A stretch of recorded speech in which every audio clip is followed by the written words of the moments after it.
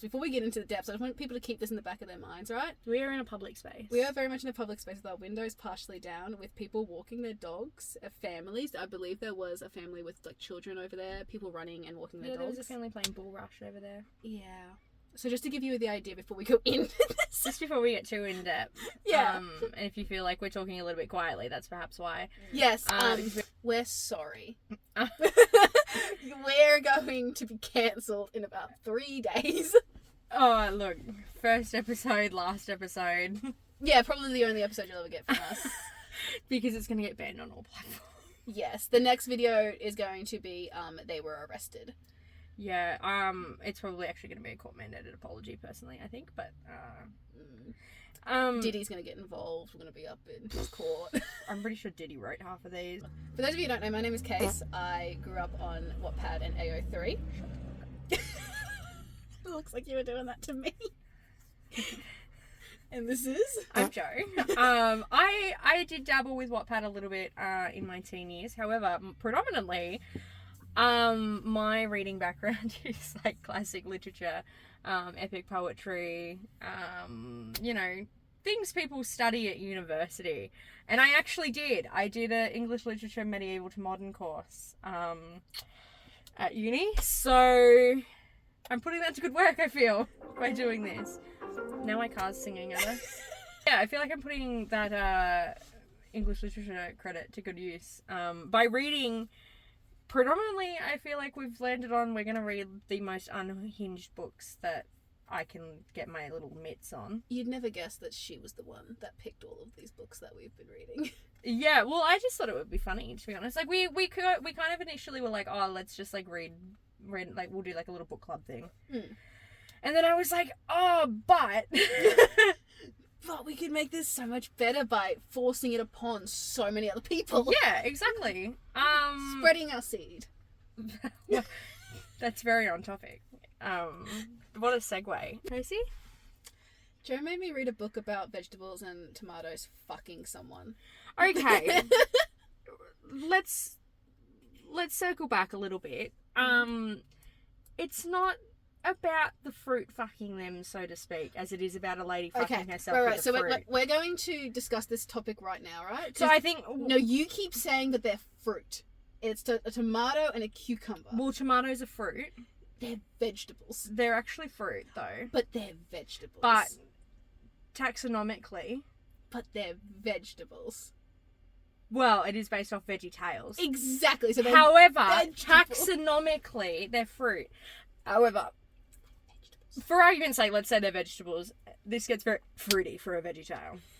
So, fucking fruity. So I think we start by reading my review/overview that I've got here. So for the people who don't know, this is the book we read. It is called Pounded by Produce by G.M. Barry.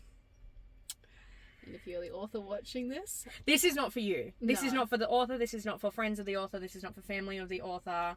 Not that any of these people are ever going to see this. This is just going to be like 10 of our closest. Probably your friends. I'm not sharing this with my friends. 10 of my closest friends that end up seeing this. But ultimately, if you somehow inexplicably are the author or you're associated with the author and you happen to see this, it's not for you. Go away. Yeah. I have thoughts and opinions about your writing. Casey has thoughts and opinions, and so do I, and I think they're going to be very different thoughts and opinions. So, shall we get started? We shall. Perfect. Okay, three's a party in the produce aisle. Oh my god, here we go. There are a few times in most people's lives, and many times in my own, where one gets to ask oneself, why do I do these things to myself? I approached Pounded by Produce, fully expecting this to be another one of those times. To my alarm, however, I did not hate it nearly as much as I expected. But I first stumbled across this book via an Instagram reel promising a VeggieTales-inspired smutty romance centered around Bob the Tomato and Larry the Cucumber. Naturally, as a person with functioning judgment, I immediately downloaded it. And boy did it deliver. God, the fact that you found that on Instagram is going to make people question your Instagram page. Everyone should always be questioning my Instagram For You page. I've seen it. I should be questioning it. I am questioning it. Now, I was never a VeggieTales kid myself. Neither were you. No. No. I was But after enduring 8 years of Christian education, I have encountered Bob and Larry more times, like more than enough times to sort of have a basic understanding of what's going on here. I do think though it's important to say, for those of you that were big VeggieTales kids, if you go and read this, there's probably a lot more jokes in it that won't go over your head as much as they went over mine. Yeah, same. And probably as much as they went over Casey's, because there is a lot of things in there where I was like, that's really weird. That must be a reference. Yeah, probably. Anyhow, not once during that time period of my interactions with Bob and Larry did I imagine I would eventually read a book in which their spiritual journey involved explosive produce orgasms, and yet here we are. Okay. Had I anticipated reading Bob and Larry Smart, I certainly would not have expected a male-female romance set in a rural Catholic parish that spends a surprising amount of time grappling with identity, repression, and self-acceptance. Happy Pride Month. Exactly. What a great choice, given we're starting this in Pride Month. We are. This will probably still come out in Pride Month. Yeah, probably. Yeah, by the end of Pride Month. So yeah. By the end of Pride Month, and the actual written format review will be most definitely up before the end of Pride Month for those who celebrate. Yeah, there's the link. Which I feel like if you're watching this, you probably celebrate Pride Month in some way or another. Yeah, we're gonna have a very gay audience. We're a very queer audience. And before the queer baiting allegations come, I would like to state. No, let's have them guess. Out of the two of us here, looking at how we are dressed, who would you guess is the bisexual and who's the straight? That's your first call to action for the pod. Yes, that's your second. Cucumbers and tomatoes, vegetables or fruit, and the second is who's the bisexual. Yeah. Put your thoughts in the comments.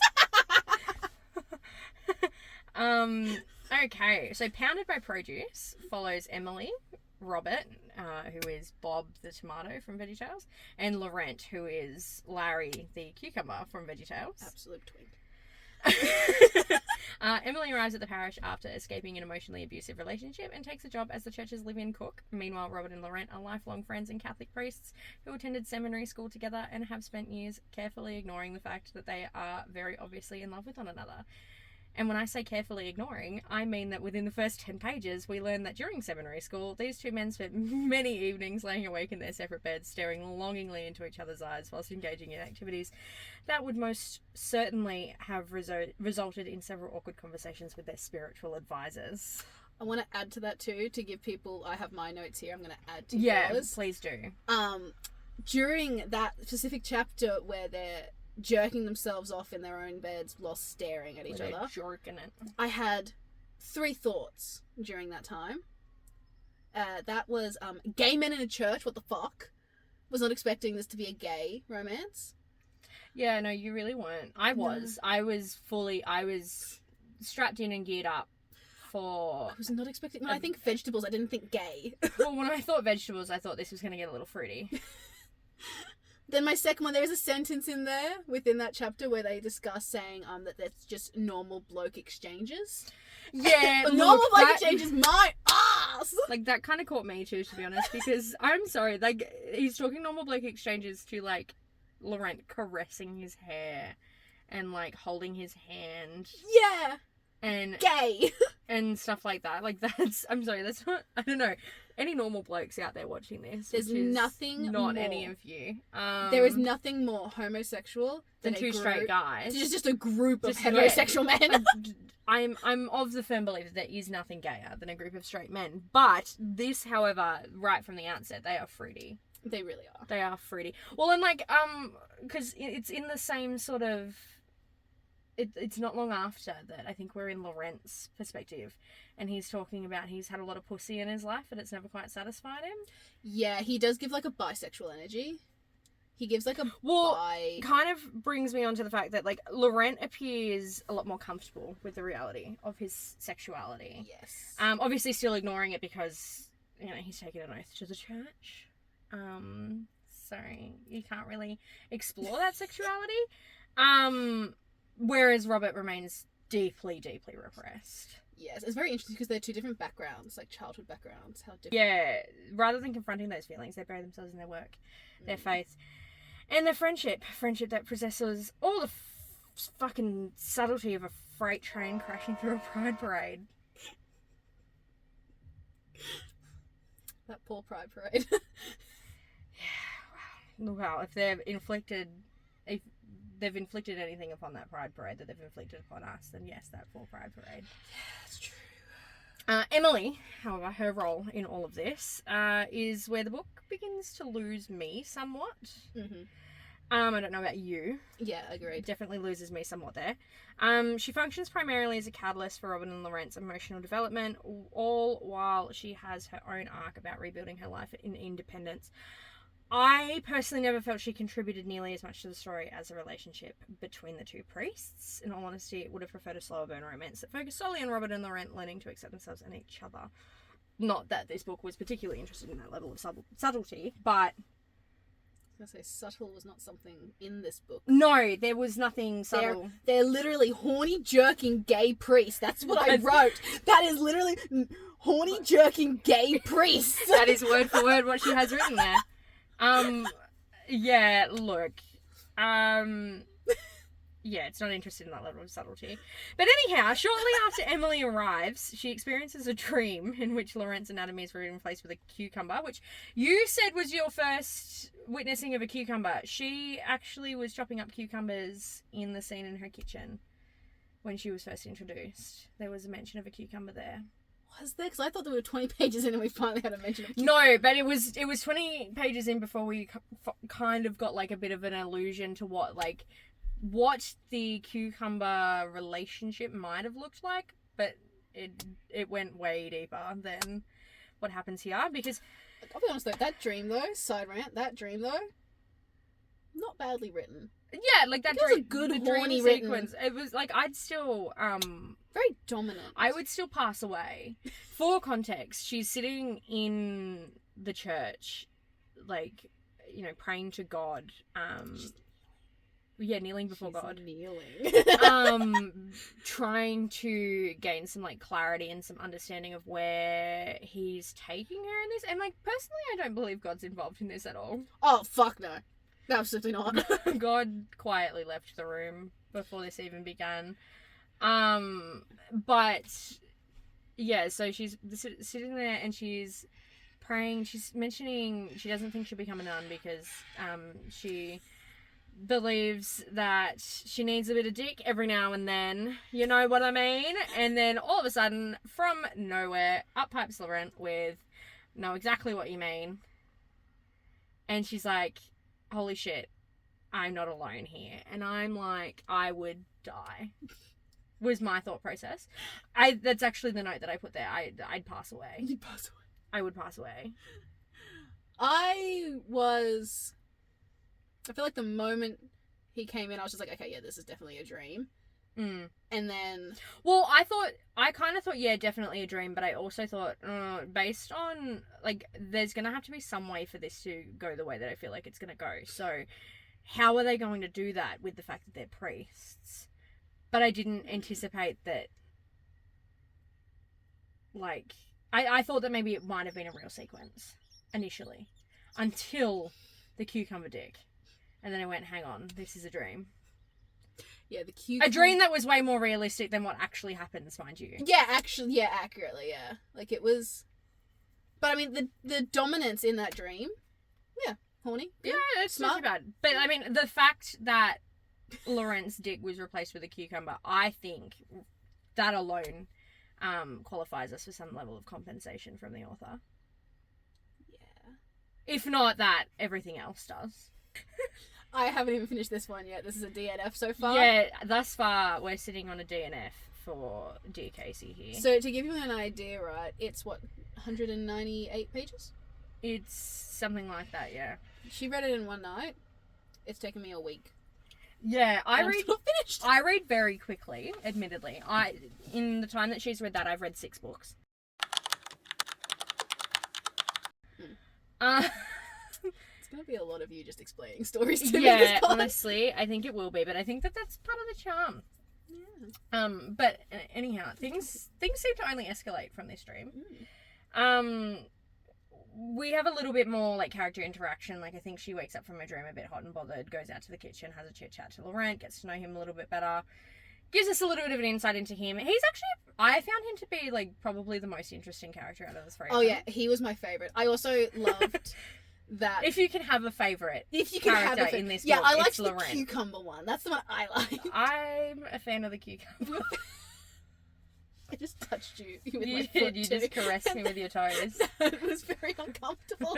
This is great timing for that too.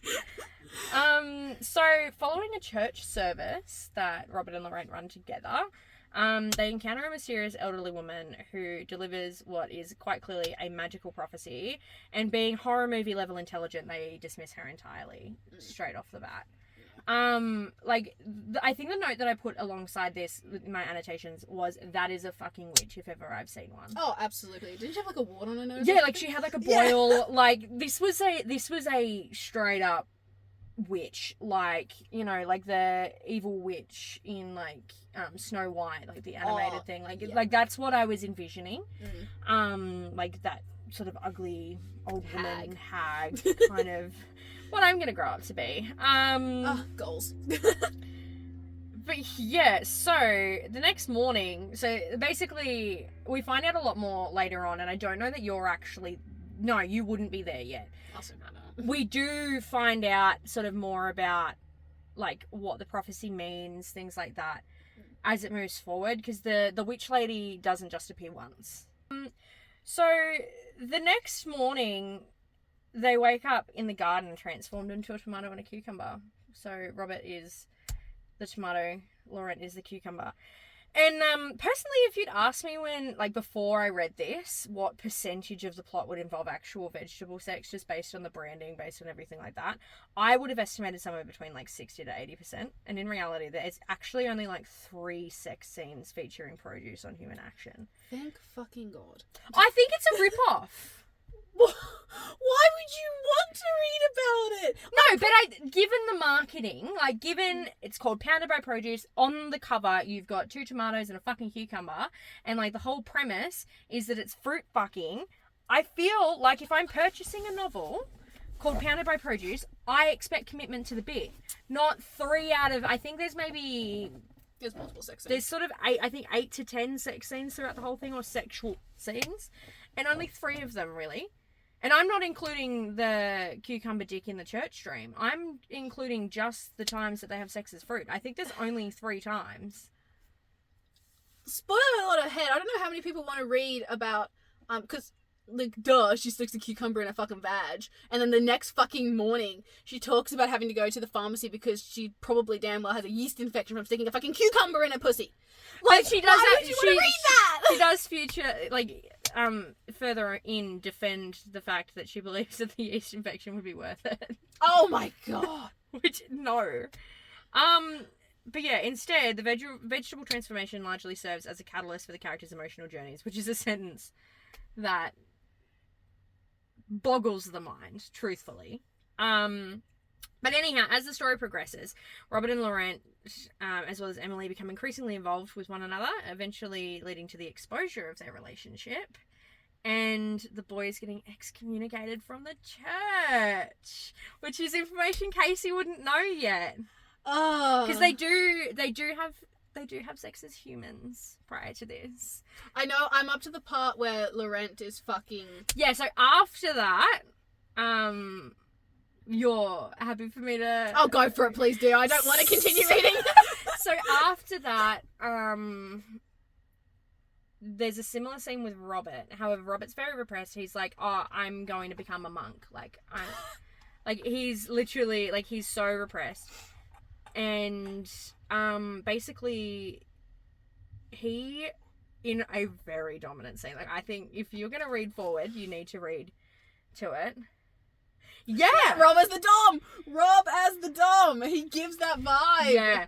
So if you do choose to read forward, I would at least read forward to the scene where Emily is in a confessional booth, and she's kind of just like talking to no one, talking to the void, and Robert's like, "You've been really bad. Get on your knees." And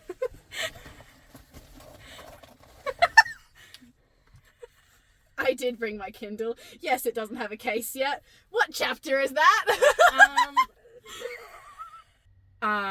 Robert is a cuck to Laurent absolutely pounding the shit out of Emily. Oh, I need to finish this book. I need to finish this book. Gotta finish it. I don't like it, but I will finish it. No, well, it's not good. Like, it's objectively not good. I think that kind of goes without saying, pretty much.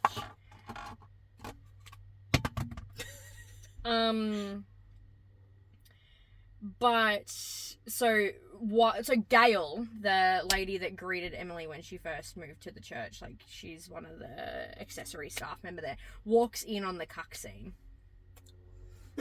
She walks in on the cuck Sorry, scene. you said that as I'm getting to the on your knees part. Sorry, hold up. You have my full I am still listening to you, but I'm also reading this as well. I have her full attention, she says. You have my attention. I can multitask. But yeah, so basically they end up getting excommunicated. Shocking. Unsurprisingly. And like this actually, like them being excommunicated actually serves as kind of the emotional climax of the novel. There's plenty of other climaxes in the novel, but there's a lot of climaxes. it's the emotional climax. The characters are finally forced to confront a question they've spent years avoiding. Ultimately, whether they're willing to sacrifice their lives they've built to live honestly. She fucking dropped to her knees fucking quick. Oh yeah. She didn't even think about that. Oh yeah, no hesitation. She was like, there was nothing. literally, say less. Yeah. Say less. Don't know how I feel about reading just like pure fucking porn right next to you. Well, I don't know how I feel about that. We're about to discuss it in depth. Yeah. So, well, we have been discussing it in depth. It's deliciously hard and long and could rearrange my organs if I could do it. Hot diggity darn was the note that I had to that. Also, I'm not going to read this out loud, but look at my note for that.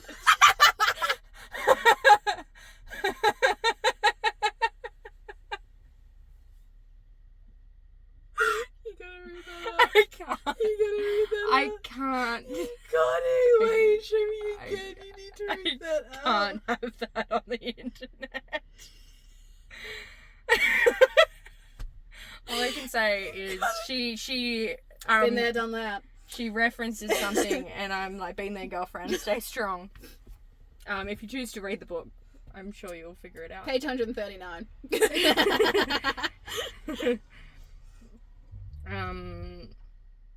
But yeah, anyhow, and then page 147 by that point is where he's a cuck priest. So if you want to jump forward to that, by all means, feel free. Oh, I'm not even. She's just still on her knees. Give me a moment. Because I've got such annotations as now he's a cuck priest. Holy blasphemy. Join in the fun, Gail. You'll have a great time. That's so valid. If I saw two priests going to town on a random beach, I'd probably have a heart attack too. But the key thing that I think I take away from this whole excommunication pipeline is because Robert decides that he wants to become a monk. Really? This motherfucker wants to become a monk? This is Yeah. what I'm reading right now? Yeah, he decides that he's going to become a monk. I'm going to become a monk. I found a monastery on a remote island off the coast. I leave tomorrow. And my note to that was men will do anything but address their feelings head on. Because clearly my guy does not want to become a monk. Look at the face on that. That is not a woman reading about a man that's going to become a monk. No. Are there people setting up volleyball in front of us? Oh my god. That is not okay. This This is great. You know, remember that old TikTok audio that was like, I want to fuck a priest? Oh, Yeah, vaguely. yeah, I'm gonna put the audio in, but Google it. They'll search it on TikTok. It's like, I want to fuck a priest. Attractive? Something. And it was just like this is what it's giving me. The yes father. As she's on her knees. I want to fuck a priest. Catholic? Yes. Good one. Yes. Looks good in the... Yes. I understand. That one. I want to fuck a priest. Catholic? Yes. Just to exchange the voucher for the money? Yeah, that's very on brand for what we're looking at right now. Oh, his dick has sprung free. These people literally have like a JBL party box. Oh, there's a child coming too. And they're about to start playing volleyball.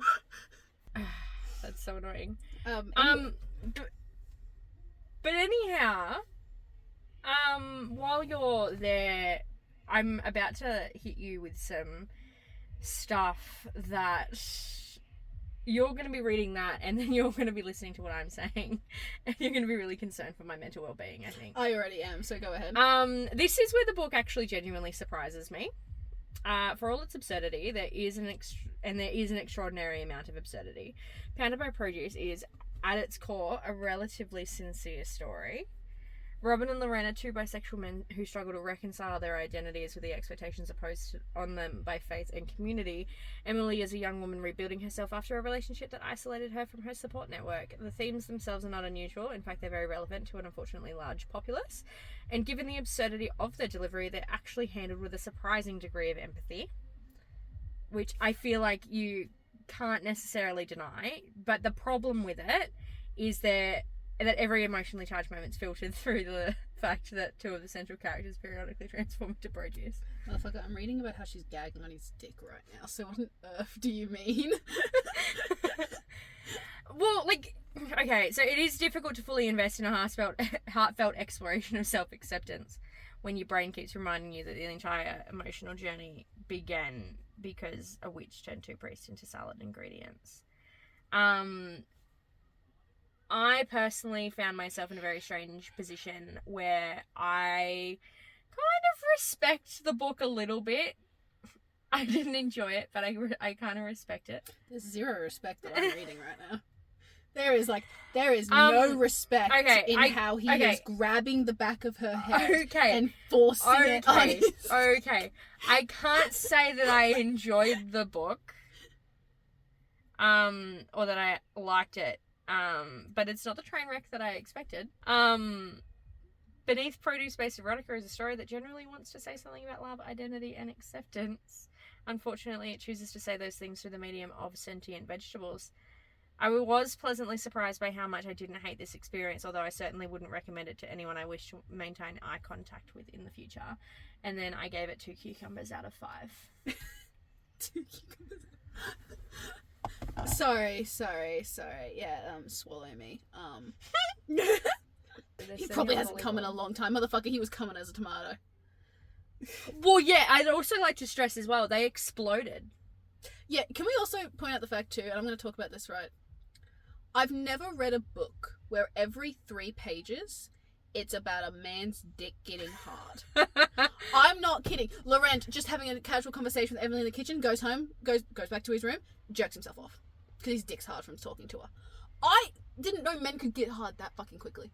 And that often. I don't think they can, truthfully. I think it's it's always the Catholics, it's always the priests. I think it's grossly unrealistic in that sense. Unrealistic. I'm sorry. That's where the suspension of disbelief disappears for me. It's at the speed with which these gentlemen get erections and frequency. Oh yeah, another thing I wrote too, because with how often they get erect and their dicks are hard, or they're shoving their hard dicks back into their pants. She uses both the tomato and the computer.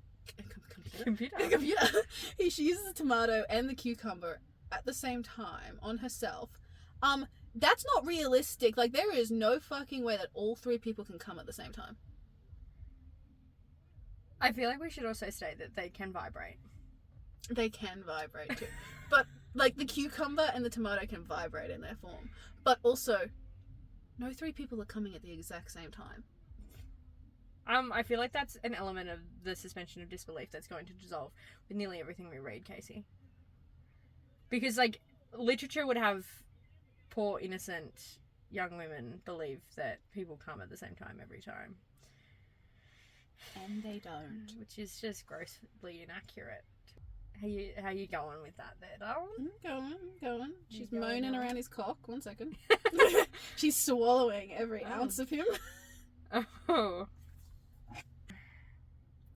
But yeah, I was actually...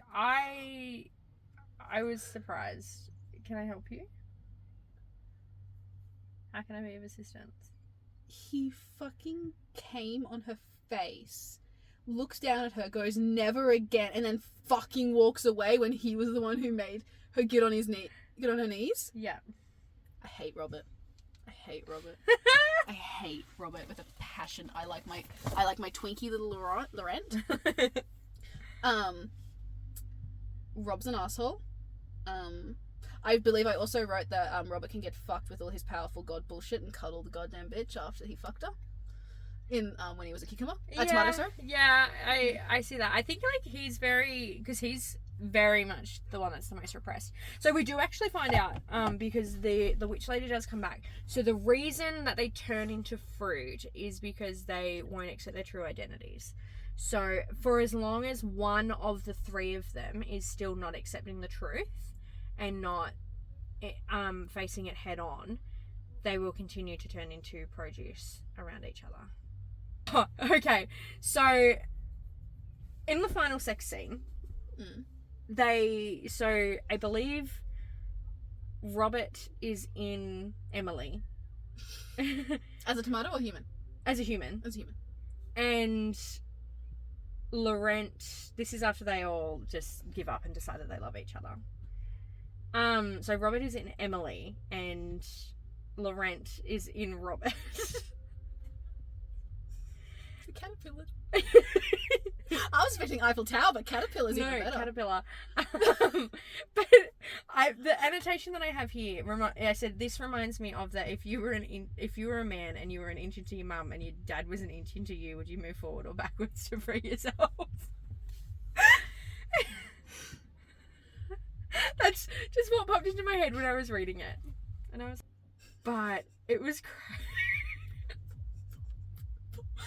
They really are playing fucking volleyball in front of us with a massive JBL speaker.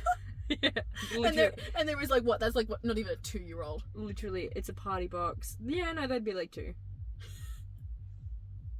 And then so Emily goes, didn't really peg Catholics for their open-mindedness. And Gail goes, really? The 2 priests you fucking seem pretty open-minded.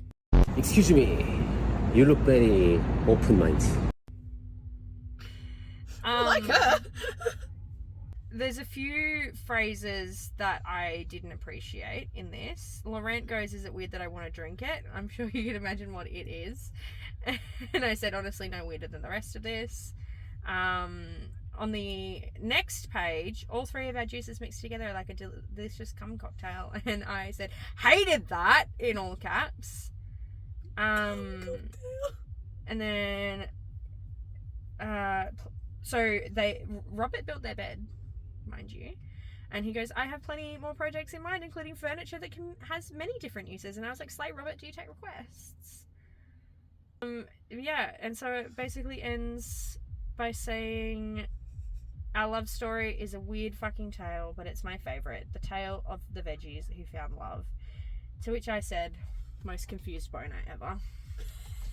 But anyway, that's part of my produce. So obviously I found it more enlightening than I expected to.